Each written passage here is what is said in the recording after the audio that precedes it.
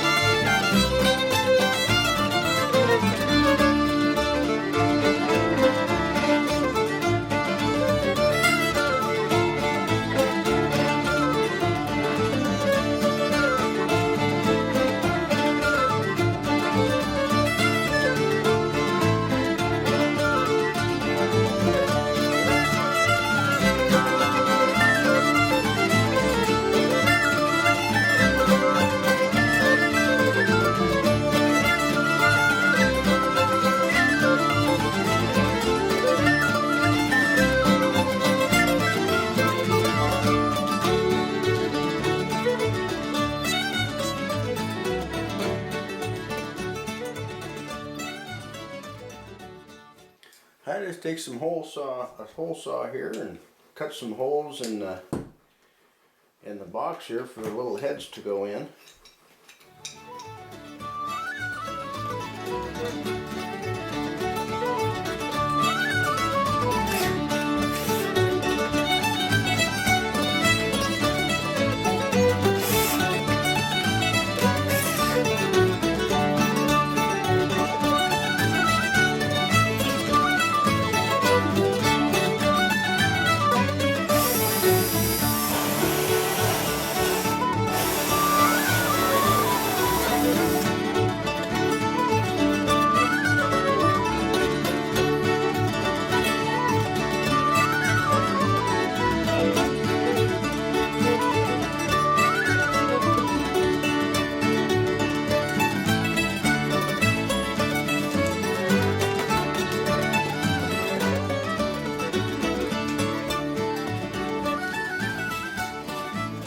Well, there you go.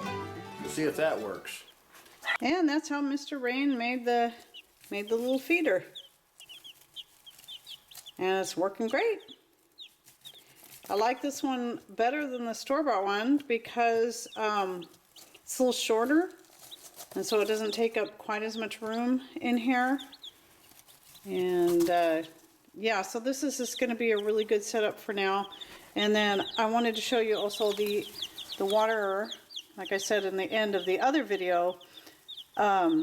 We just took an old cup, we don't use these cups anymore, and he made a couple of notches at the bottom of the cup, and then this aluminum, this kind of cool looking rustic aluminum tray was actually, I bought years ago as a candle holder, and it just sat in the guest room with a candle in it, never been used, and I decided that was the perfect watering dish.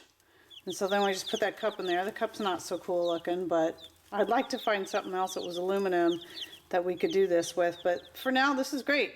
And we're going to have to upgrade anyway and go with a much bigger system as they get bigger.